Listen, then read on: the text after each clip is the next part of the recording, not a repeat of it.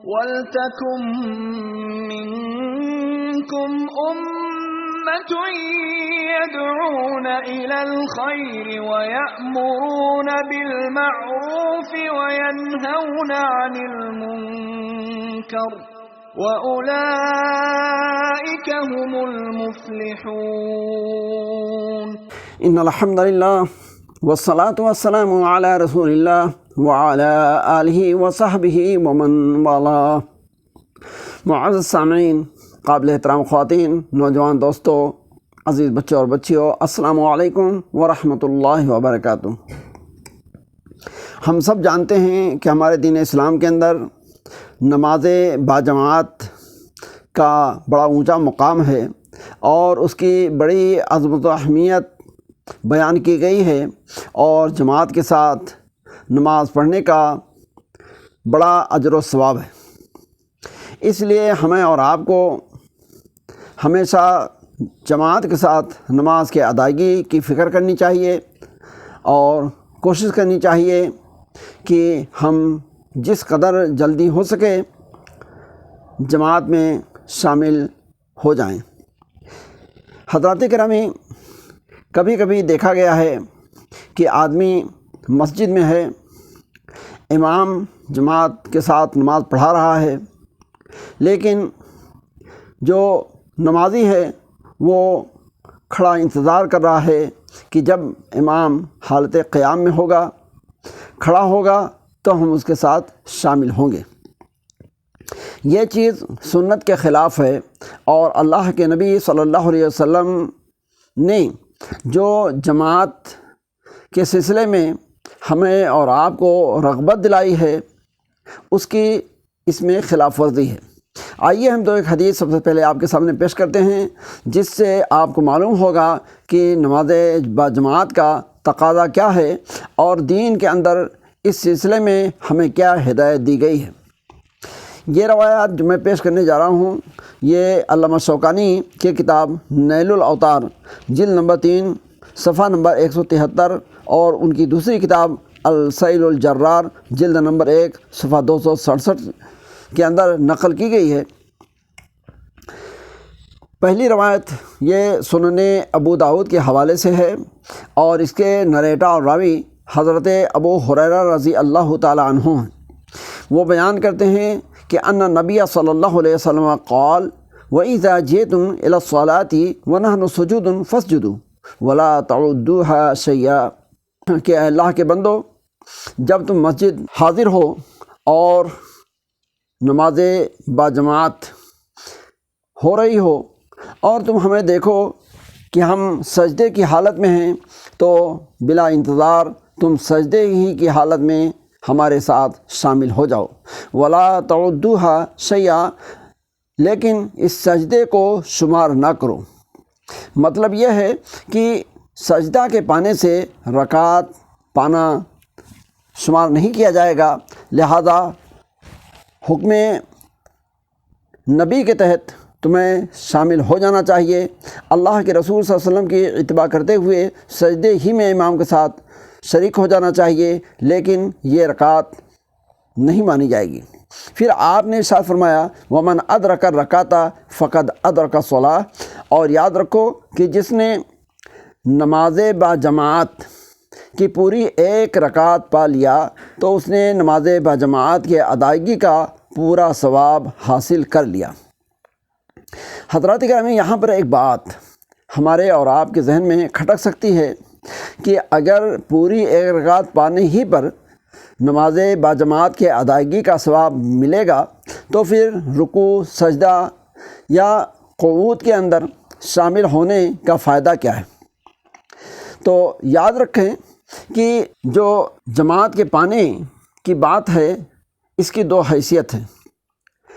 ایک ہے حکم کا پانا اور دوسرے ہے فضیلت کا پانا۔ اگر آپ جماعت ہو رہی ہے اور امام کے ساتھ رکوع میں، سجدے میں، تشہد میں، کسی حالت میں اگر آپ شامل ہوتے ہیں تو یہ بھی فائدے سے خالی نہیں ہے، اس طور پر کہ آپ اللہ کے نبی صلی اللہ علیہ وسلم کے حکم کی خلاف ورزی سے بچ جائیں گے اور حکم نبی کی اطاعت اور فرمانبرداری کا ثواب آپ کو حاصل ہوگا۔ اور اگر آپ نے پوری 1 رکعت پا لیا ہے تو اس سے نماز باجماعت کا جو ثواب ہے وہ پورا آپ کو حاصل ہوگا۔ تو بہرحال جماعت کے اندر امام جس حالت میں بھی ہے اس کے ساتھ شامل ہو جانے میں حکم نبی صلی اللہ علیہ وسلم کی اطاعت اور فرمانبرداری کا ثواب آپ کو حاصل ہوگا، لیکن پوری 1 رکعت پانے پر نماز باجماعت کا جو ثواب ہے، جیسا کہ حدیثوں کے اندر بیان کیا گیا ہے کہ اگر کوئی آدمی تنہا نماز پڑھتا ہے تو اس کے مقابلے میں تو جماعت کے ساتھ نماز پڑھنے والے کو 27 ٹائم یعنی 27 گنا زیادہ ثواب حاصل ہوتا ہے۔ تو پوری رکعت پانے پر آپ کو اس طرح کی فضیلت حاصل ہوگی، لیکن فائدہ دونوں میں ہے، فضیلت دونوں میں ہے۔ امام کے ساتھ کسی حالت میں بھی آپ شامل ہوتے ہیں، چاہے پوری رکعت پاتے ہیں یا رکعت کا کوئی جز اور پارٹ پاتے ہیں، دونوں حالت میں ہمیں شامل ہونا چاہیے، اور یہ چیز فائدے سے خالی نہیں ہے، جیسا کہ آپ خود سمجھ سکتے ہیں۔ آئیے اس سلسلے کی ایک دوسری روایت میں بھی آپ کے سامنے پیش کروں، جسے سعید بن منصور نے اپنی سنن کے اندر اہل مدینہ کی پوری ایک جماعت سے نقل کیا ہے۔ انہوں نے بیان کیا کہ اللہ کے نبی جناب محمد رسول اللہ صلی اللہ علیہ وسلم نے ارشاد فرمایا، من وجدنی قائما او راکعا او ساجدا فلیکن معی علی الحال التی انا علیہا، کہ اے مسجد میں آنے والے لوگوں، تم ہمیں باجماعت نماز پڑھاتے ہوئے قیام میں یا حالت رکوع میں یا حالت سجدہ میں پاؤ تو میری اسی حالت میں میرے ساتھ شریک ہو جاؤ۔ تو اس سے ہمیں اور آپ کو یہ بات معلوم ہوتی ہے کہ ہم امام کی کسی خاص پوزیشن یا امام کی کسی خاص حالت کا انتظار کیے بغیر امام کو جس حالت میں پائیں ہم جماعت کے اندر شریک ہو جائیں اور امام کی اقتداء اور اتباع میں لگ جائیں۔ حضرات گرامی، اس سلسلے میں ایک دوسری بات اور ہے کہ کبھی کبھی دیکھا گیا ہے کہ باجماعت نماز ہو رہی ہے، مثال کے طور پر فجر کی نماز ہے، تو پیچھے کچھ لوگ کھڑے فجر کی سنت پڑھ رہے ہوتے ہیں، ادھر جماعت جاری ہے، باجماعت نماز ہو رہی ہے، ادھر کوئی سنت پڑھ رہا ہے۔ تو یہ ایک ایسی چیز ہے جو سنت کی خلاف ورزی ہے، اور ایسا کرنے والا شخص گنہگار ہوتا ہے۔ اس لیے کہ باجماعت نماز ہوتے ہوئے نہ آپ کسی فرض کی قضا کر سکتے ہیں، نہ تحیۃ المسجد پڑھ سکتے ہیں، نہ فرض نمازوں سے متعلق جو مقرر سنتیں ہیں، چاہے فرض سے پہلے کی سنتیں ہوں یا فرض کے بعد کی سنتیں ہوں، کسی بھی سنت کو آپ باجماعت نماز ہوتے ہوئے نہیں پڑھ سکتے ہیں۔ ہمارے اور آپ کے لیے ضروری ہے کہ ہم اور آپ وہی نماز پڑھیں جو امام نماز پڑھا رہا ہے۔ پھر یہ بھی خیال رکھیں کہ جس طریقے سے مسجد کے اندر آپ کوئی جو ہے سنت یا نفل نہیں پڑھ سکتے ہیں، اسی طرح سے مسجد کی جو صحن ہے یا مسجد کا جو ڈوہ ہے، دروازہ ہے، اس پر بھی جو ہے کوئی سنت یا تحیۃ المسجد یا اس طرح کی کوئی نماز پڑھنا جائز نہیں ہے۔ اس سلسلے میں اللہ کے نبی جناب محمد رسول اللہ صلی اللہ علیہ وسلم کی ایک مشہور حدیث بھی ہے، جس کو امام مسلم نے اپنی صحیح کے اندر حضرت ابو ہریرہ رضی اللہ تعالیٰ عنہ سے روایت کیا ہے۔ حدیث نمبر ہے 710 اور چیپٹر ہے صلاۃ المسافرین و قصرہا، کتاب و صلاۃ المسافرین و قصرہا۔ تو یہ حدیث آئیے ہم آپ کے سامنے پیش کرتے ہیں۔ حضرت ابو ہریرہ رضی اللہ تعالیٰ عنہ نبی کریم صلی اللہ علیہ وسلم سے روایت کرتے ہیں کہ جناب محمد رسول اللہ صلی اللہ علیہ وسلم نے ارشاد فرمایا، اذا اقیمت الصلاۃ فلا صلاۃ الا المکتوبہ، کہ اے اللہ کے بندو، اے اللہ کے بندیوں، جب کسی فرض نماز کے لیے اقامت کہہ دی جائے اور تکبیر کہہ دی جائے تو پھر اس فرض نماز کو چھوڑ کر کے کوئی اور نماز، اس فرض نماز کے علاوہ کوئی اور نماز پڑھنا جائز نہیں ہے۔ تو حضرات، ہمیں اور آپ کو اس کے اوپر پوری توجہ دینی ہے کہ اللہ کے نبی جناب محمد رسول اللہ صلی اللہ علیہ وسلم نے اس سے ہمیں اور آپ کو روکا ہے۔ اس سلسلے میں ایک حدیث کے اندر ایک واقعہ بھی ملتا ہے جس کو صحابی رسول حضرت ابن بحینہ جن کا نام عبداللہ بن مالک رضی اللہ تعالیٰ عنہ ہے، وہ بیان کرتے ہیں کہ ایک مرتبہ ایسا ہوا کہ اقیمت صلاۃ الصبح، کہ صبح کی فرض نماز کے لیے، فجر کی فرض نماز کے لیے اقامت کہہ دی گئی۔ تو اللہ کے نبی صلی اللہ علیہ وسلم نے دیکھا کہ ایک آدمی جماعت سے الگ فجر کی سنت پڑھ رہا ہے۔ اللہ کے نبی صلی اللہ علیہ وسلم نے اس سے فرمایا اتصلی الصبح اربعا، کہ اے اللہ کے بندے، کیا تو صبح کی نماز فجر کی فرض کو 4 رکعت پڑھتا ہے؟ آپ کے ارشاد کا اور فرمان کا مطلب یہ تھا کہ جب فرض نماز، فجر کی فرض نماز کے لیے اقامت کہہ دی گئی تو اب کوئی مسنون یا نفل نماز پڑھنا جائز نہیں ہے، اور اگر تم پڑھتے ہو تو گویا کہ تم فرض پڑھتے ہو، اور جب فرض پڑھتے ہو تو فجر کی فرض تو 2 رکعت ہے، اب وہ تمہاری 2 سنت کو اگر فرض کے درجے میں مان لیا جائے تو وہ 4 رکعت ہو جائے گی، جو سراسر اسلامی قانون کے خلاف ہے اور کتاب و سنت کی خلاف ورزی ہے۔ لہذا اس میں نیکی کے بجائے تم گنہگار ہوگے اور دین اسلام کے اصول سے ہٹ کر کام کرنے والے ہو گئے۔ تو اس طریقے سے اللہ کے نبی صلی اللہ علیہ وسلم نے اس کو فجر کی فرض نماز کی جماعت ہوتے ہوئے فجر کی سنت پڑھنے سے منع فرمایا۔ حضرات گرامی، اس سلسلے میں ہمارے اسلاف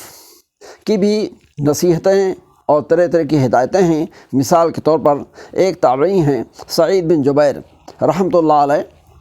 ایک مرتبہ ان سے یہ مسئلہ پوچھا گیا کہ اگر فرض نماز باجماعت ہو رہی ہو اور فرض نماز کے لیے اقامت کہہ دی گئی ہو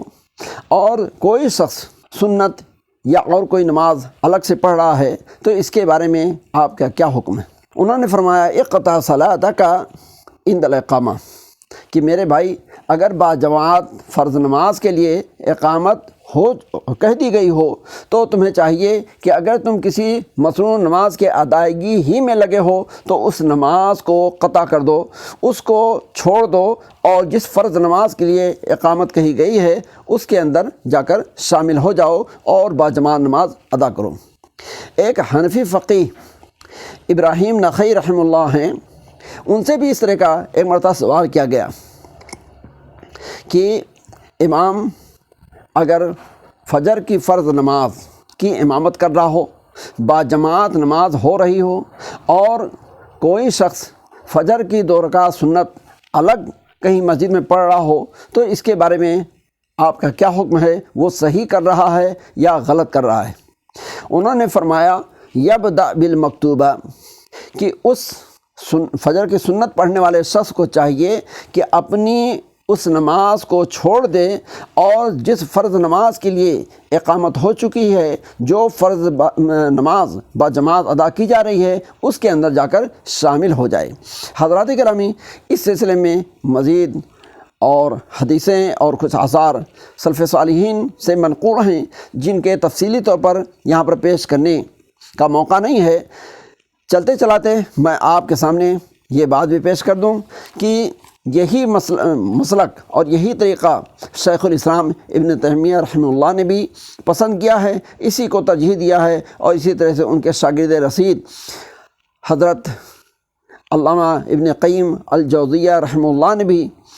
اسی کو ترجیح دیا ہے۔ ان کے علاوہ علماء نے بھی یہی طریقہ اختیار کیا ہے۔ اس کے حوالے کے لیے آپ اعلام الموقعین جلد 2 صفحہ 356 دیکھ سکتے ہیں۔ ہم اللہ تبارک و تعالیٰ سے دعا کرتے ہیں کہ پروردگار عالم ہمیں نماز پابندی کے ساتھ پڑھنے اور نماز کے جو شرعی اور مسنون آداب ہیں، اصول و ضابطے ہیں، ان کے مطابق پڑھنے کی توفیق عطا فرمائے، ہماری نمازوں کو درجہ قبولیت عطا فرمائے، ہماری گناہوں اور غلطیوں اور لغزشوں کو معاف فرمائے، ہمیں دنیا کے اندر بھی اپنے محبوب اور مقبول بندوں کی صحبتوں و معیت نصیب فرمائے، اور آخرت کے اندر بھی انہی کے زمرے اور جماعت میں ہمارا اور آپ کا حشر فرمائے، آمین۔ اقول قولی ھذا استغفر اللہ لی ولکم ولسائر المسلمین فاستغفروہ من کل ذنب انہ هو الغفور الرحیم، وآخر دعوانا ان الحمد للہ رب العالمین، والسلام علیکم ورحمۃ اللہ وبرکاتہ۔